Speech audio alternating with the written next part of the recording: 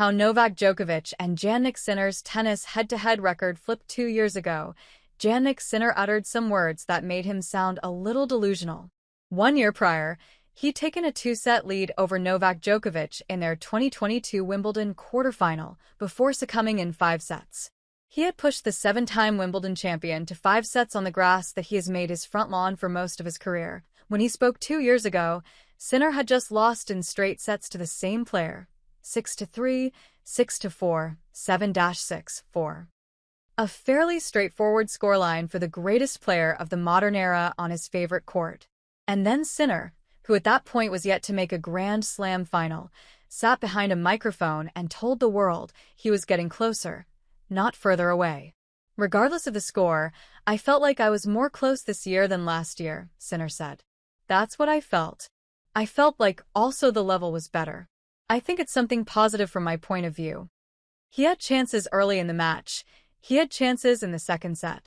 He even had set points in the third, before Djokovic took over yet another Wimbledon tiebreak. He said it again. I felt like I was closer this year than last year, even if last year was 5 sets. Then it all seemed a bit odd. In retrospect, Sinner may have never been more on the nose. At the time, Djokovic, who had served as a kind of tennis mentor since Sinner was 14, had never lost to the young Italian. Sinner would win their next match, then lose one more, before compiling 4 wins in a row. He has now flipped their head-to-head record from 0-3 to 5-4. How that happened is a story of one man fighting an inevitably losing battle against aging, the one truly undefeated foe, and of another surging into his prime. Djokovic is 38, a player who could once beat opponents in 14 different ways, sometimes switching from point to point. One of those options, depending on who stood on the other side of the net, was to fight wars of attrition. The longer the rallies, the longer the match wore on, the better his chances, even on days when he didn't have his A-game. That option has pretty much gone out the window for Djokovic, as it does for any player trying to compete at an age when most players have hit their last ball long ago. So he reinvented himself, or more accurately, optimized what was already astounding. He turned his serve into a line-hitting metronome, designed to cut through his own games as quickly and efficiently as possible. The intent? To turn every return game into an opportunity, then to seize that opportunity as quickly as possible.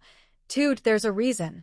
Other than being one of the great returners of serve in tennis history, Djokovic is tied for second on return winners in the men's singles draw over the past fortnight, with 13.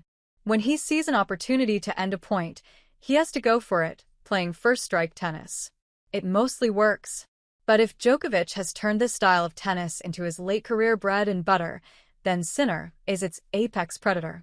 The Italian's version has allowed him to overtake Djokovic and win 5 of their past 6 matches, including the last 4 in a row. Sinner most recently triumphed at the French Open last month, also in the semi-finals, the only match of that tournament in which Djokovic finished on the wrong end of points between 0 and 4 shots. That is what Sinner will bring to center court against Djokovic on Friday. Jannik is the kind of player who loves to play in a very fast pace the entire match, Djokovic said after that Roland Garros loss in straight sets. He's very physical. He's very fit, and he's striking the ball incredibly well. He seems to be always in a good timing. He's rarely off balance, and he's just playing the tennis of his life. No one would take issue with that. Sinner has held the top spot in the rankings for the past 18 months, even through a 3-month suspension for 2 positive tests for a banned anabolic steroid, which both tennis doping authorities and the World Anti-Doping Agency, WADA, accepted were unintentional. He's won half the Grand Slams contested since the start of 2024. Carlos Alcaraz has the other 3. The wild card is the grass. Sinner has never made a Wimbledon final before. No one knows the surface, its intricacies, and how to use every square inch of the court better than Djokovic. He made the final last year, having had surgery on a torn medial meniscus in his knee just weeks before. There have been moments this tournament when he has stutter-stepped across the grass as he did a decade ago, with a quickness that benefits from his unmatched anticipation. I've never won against him here in Wimbledon, so it's going to be a very, very tough challenge, Sinner said. The problem for Djokovic is that Sinner gives opponents so few opportunities to get at him. Against Ben Shelton in the quarterfinals, he lost just 2 points on his serve during the first set, one of them in the tiebreak. He has won 62 of 65 service games, the best winning percentage in the tournament. He's won 82% of his first serve points, tied for third in that category with Taylor Fritz, who plays Alcaraz in the other semifinal. Djokovic is tied for 15th. Alcaraz is tied for 31 SD. Sinner's serve quality and accuracy, the number of bullets he rifles to within inches of the lines, have been on pace to be his best ever at Wimbledon. He's also won a higher percentage of baseline points, 56, than anyone else. Djokovic is just behind him in that category, at 53%. Shelton said the ball Sinner hits from the baseline is unlike anything else in the sport. He said it feels like the ball is moving twice as quickly as it is against others.